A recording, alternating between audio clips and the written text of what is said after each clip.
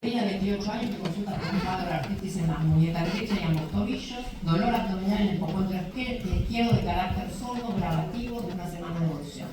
Tiene palidez, tiene un abdomen doloroso, se palpa el vaso a 3 centímetros por debajo del favor de mostrar. Y tiene 4.800 blancos, linfogénica, tiene una anemia de 9,7 con un hematocito de techo, un volumen de 93 micrones cúbicos, plaquetas 86.000, reticulocitos de 4%, placa de todas manos, y en ecografía, el hígado cabello, el vaso de 165 milímetros. Vamos a ver qué abordaje hace. Paciente joven, tiene compromiso oligoarticular, tenía 3 articulaciones que estaban inflamadas. Tenía dolor abdominal con esplenomegalia, tenía una viscitopenia, lo único que se salvaba en el blanco. Entonces nuestra pregunta, ¿tiene un hiperestremismo? Y esa viscitopenia es porque quedó secuestrado en ese vaso que era bastante grande. Pero, si nosotros seguimos investigando, tenemos reticulocitos altos. Entonces, si yo tengo reticulocitos altos, tengo que preguntar, ¿tengo una hemorragia aguda o tuve una hemólisis? La hemorragia no la vi, pero una hemólisis, es lo que le pediría a ustedes, una hemólisis. Por eso habla. La LDH, el pidió 743 estaba alta y aptoglobina para el hospital de vecinos que mínimo de 40 para arriba, directa, indirecta, positiva. Se le hace una ecografía con Doppler, porque bueno, no se justificaba porque tenía bien esa esplenomegalia y encontró un trombo de 20 milímetros con obstrucción de la vena porta que compromete la vena esclérica. Entonces ahora tenemos paciente joven, compromiso oligoarticular, dolor con esplenomegalia abdominal, una anemia hemolítica autoinmune, plaquetopenia y una trombosis portal. ¿Qué pensaría usted que puede tener?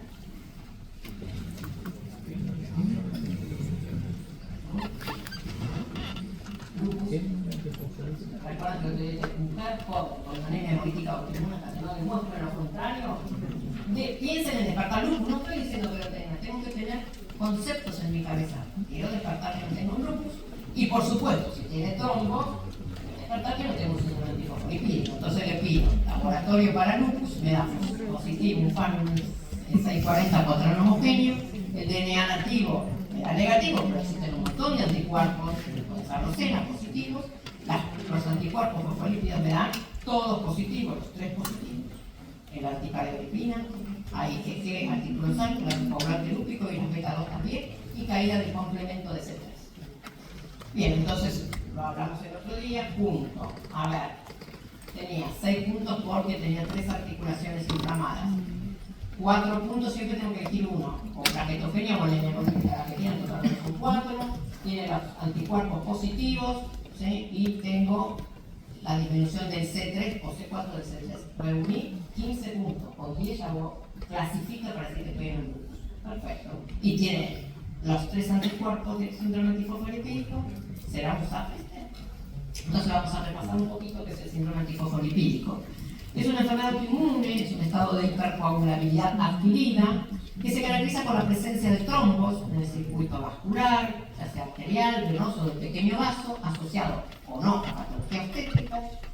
Por otro lado, la presencia, necesito de estos anticuerpos, de los 3 que le nombré, que es el anticoagulante lúpico, las cardiolipinas IgG y la beta-2 glicoproteína IgG.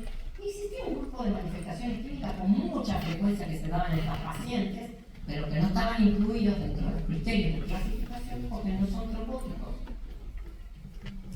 Si veo la historia de este síndrome, fíjense en los primeros anticuerpos de la sífilis, por eso puedo tener una BDR falsamente positiva, porque son cardiolipinas que tienen reacción cruzada. ¿Bien? No tienen una sífilis, son estos anticuerpos. Se descubrió este síndrome en el año 83 por Hughes. Fíjense, después recién los primeros criterios aparecieron en Sapporo en 1998 y se constituyó en el 99. En el 2006 aparecieron los criterios de Sidner porque aparecen los mismos anticuerpos en esa época que eran las beta-2 glicoproteínas. En el 18 se establecen criterios de estratificación de riesgo, tanto clínico como serológico, y ahora aparecieron a fin del 23 unos nuevos criterios de clasificación. Sería una incidencia del SAF de 2 a 5 casos por 100.000 habitantes, prevalencia del 50 a 200, fíjense que es mucho más frecuente en las mujeres con la relación 5 a 1, En mujeres con el stroke, lo que se vio que el 17% eran positivas para anticoagulante lúpico versus un 0,7% de los controles. O sea que estas pacientes que tenían stroke se le medía la anticoagulina y un otro radio del 43%. Ahora, si estas pacientes fumaban, 87%, se tomaban anticonceptivos orales, especialmente los estrogénicos, obviamente esto se iba casi a 200. El 30% de los LES presenta SAF y el 50% de los pacientes con anticoagulante lúpico tienen lupus. Fíjense que no solamente en la población, las cardiolipínas las pueden tener pacientes mayores de edad, en pacientes oncológicos. El anticoagulante lúpico que se describió en pacientes con lupus lo puedo también ver con menor frecuencia, por ejemplo en el HIV, pero también con ciertas drogas, como puede ser la quinina, la levotiraxina y procaína.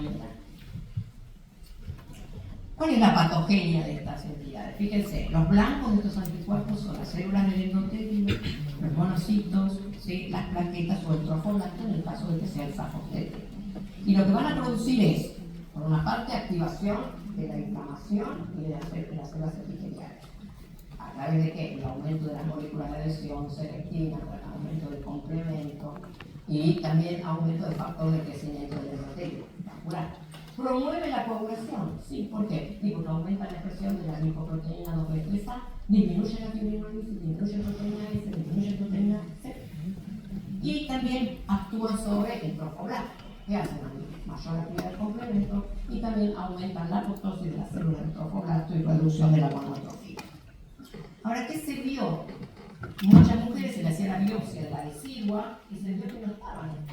No había trombos en las arterias uterinas y tenían los anticuerpos positivos. ¿Qué pasa? Hay un fenotipo diferente que no es por trombosis, sino que es por inflamación, que a través del inflamasoma que nombré la semana pasada, que también en la inmunidad de tipo innata, se activan ciertas interleucinas como la 1-beta y la 18, y lo que provocan es activación del factor de crecimiento del endotelio que va a estar pero no hay trombos. Obviamente, menor circulación placentaria y, bueno, preeclampsia, eclampsia o muerte intraútera. Cada uno de estos anticuerpos está dirigido contra un antígeno específico, pero en el caso de las beta-2 glicoproteínas necesita que se una al dominio 1. ¿Qué quiere decir esto? Acá, y con eso se activa y se unen a los fosfolípidos de membrana y a las proteínas de las membranas y ahí activan la formación de trombo. ¿Qué pasó con el COVID? En el COVID, estos anticuerpos daban positivo, pero no había trombosis. ¿Por qué? Porque se unían al dominio 5 y no al dominio 1, por lo tanto eran aloantígenos y no autoantígenos. Repito esto que vengo diciendo, el diagnóstico de SARS se basa en la experiencia y el juicio clínico del especialista y de las pruebas de laboratorio, porque lo que yo vamos a nombrar son criterios de clasificación que son para fines de investigación y no para diagnóstico. ¿Qué teníamos hasta ahora? Siempre teníamos que unir un criterio clínico y uno de laboratorio. ¿Cuál era el clínico? Tener trombosis, ¿dónde? Y en la arteria, en la vena o en el microvaso. Patología obstétrica, no las voy a nombrar, pero eran abortos a repetición, B3, muertes intraútero, preeclampsia, eclampsia, muerte intrauterina, ¿sí? Y los de laboratorio, que son los anticuerpos que yo les nombré, tenían que tener, no lo vamos a ver para cambiar el valor, pero y tenían que estar repetidos a las 12 semanas. Bien, hubo cambios entonces, desde los de Sapporo que decían que tenían que estar repetidos a las 6 semanas, ahora dicen a las 12 semanas, ya a partir del 2006. Acá se agregan los isotipos de la beta-2 glicoproteína. Importante que ya desde el 2006 se dice que no hay un SAF secundario, es un SAF asociado a una patología, por ejemplo, lupus. ¿Pero qué teníamos? Fíjense, fácil si teníamos trombosis, pero había alta asociación con fenómenos de Raynaud, con migrañas, pacientes que tienen migrañas, engrosamiento de las válvulas cardíacas, tenía microangiopatía trombótica, livedos reticulares, úlceras en las piernas, pero no había fenómeno trombótico. Si vamos a la sangre, como manifestaciones que no estaban en los criterios, plaquetopenia, muy frecuente en estas pacientes, entre 20.000 y 130.000 plaquetas. Y a pesar de tener una plaquetopenia, sin trombocitar, microangiopatía trombótica, PTT, PSU, síndrome catastrófico, el síndrome Keck, ¿se acuerdan del síndrome Keck? Que es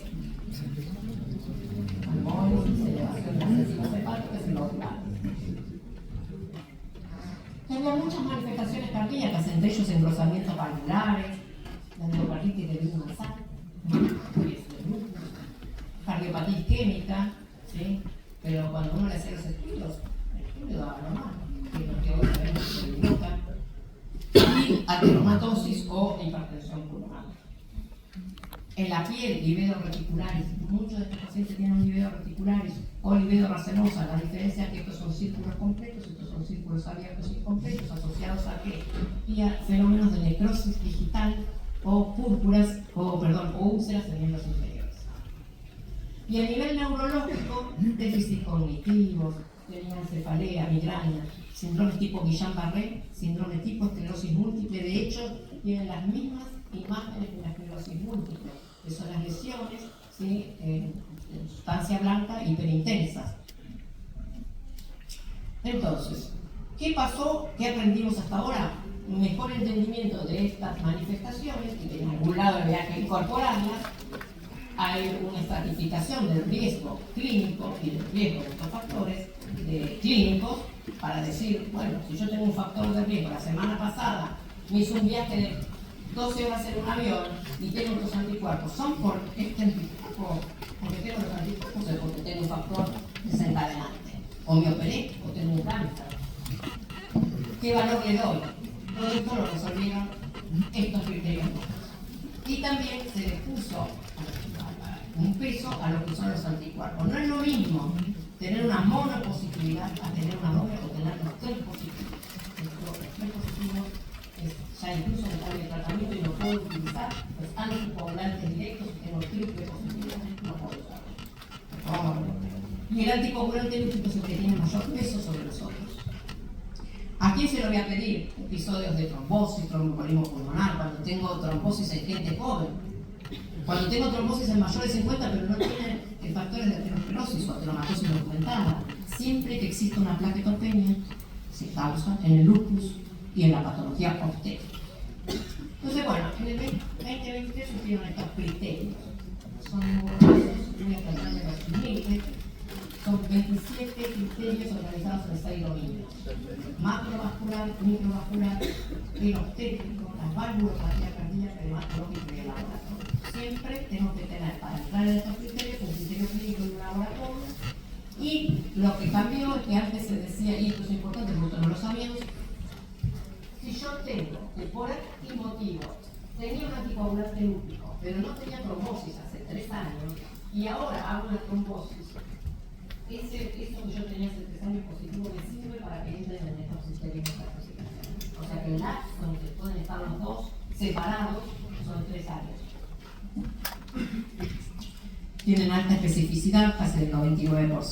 Está en inglés, pero yo se lo voy a resumir uno por uno. ¿Qué hay de nuevo? Que para entrar en estos criterios tengo que tener uno clínico y uno de laboratorio en 3 años. ¿Sí? Desfasados en 3 años, pero hasta 3 años, antes eran 5. Si tengo, empiezo a utilizar y darle puntos a estos criterios de dominios clínicos y de dominios de laboratorio. Lo nuevo es que estos criterios de la microvaso no existían antes. Esto ya lo dije, uno clínico, uno de laboratorio. Dominio clínico del venoso, paciente que haga TBP, tromboembolismo pulmonar, trombosis en territorios no habituales, en un brazo. No es normal tener una, salvo que me haya puesto una vía, si hago una trombosis en un vaso, en un miembro superior, no es habitual, tengo que sospecharlo. Arterial, infarto, stroke, trombosis de la vena central de la retina o de la arteria central de la retina. Pero ahí lo tengo que estratificar por riesgo. Y esto es lo que yo les decía antes. Hice una trombosis, una TBP. Pero tengo criterios mayores para hacer trombosis venosa. Y eso me va a sumar un punto. ¿Qué quiere decir? Si yo estoy cursando un cáncer, si tengo una cirugía en los últimos 3 meses, ¿sí? De mayor de 30 minutos, si tengo un ingreso hospitalario, ¿sí? En los últimos 3 meses, en los últimos 3 días a últimos 3 meses, o una trauma mayor, una fractura, con un trauma muscular, eso es un alto riesgo. Y que sea de un alto riesgo, yo le voy a sumar poquitos puntos. ¿Por qué? Porque con esta patología puedo justificar que tenga la trombosis venosa y no sea por el SAC. ¿Se entendió lo que quiero decir?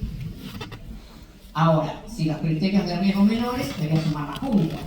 Y usted dice, bueno, pero tener un reemplazo hormonal, bueno, sí, pero es menor que los otros que yo nombré, ser obeso, viajes de 8 horas más o menos, cirugías que no sean tan extensas, de menos de 30 minutos, lesiones en los miembros. No es que lo tengo que saber todo esto, voy a gastarlas y con eso estratifico. Para el macrovascular, el arterial es lo mismo, no es lo mismo tener factores mayores como ser un hipertenso severo, un diabético de larga data con órgano blanco, tener una insuficiencia renal, una enfermedad renal crónica o una dislipemia severa, a tener todo eso, pero menos. A el que tiene menos, le voy a poner más puntos, porque a este lo justifico por los síntomas que tiene de gran peso. Entonces yo no sé si es por los anticuerpos que tiene la trombosis. Entonces estratifico el riesgo. Un alto riesgo venoso es 1 más factor de riesgo mayor, o 2 si son riesgos menores. Y para el alto riesgo cardiovascular es 1 de riesgo mayor y 3 de riesgo menores. Este criterio es nuevo, el microvascular, sospechoso, por examen físico o por imagen. Fíjese, la libido racemosa, la veo en la piel, pero no la certifico, la sospecho. Lo mismo que la libenoide. La libenoide es el libido reticular es típico.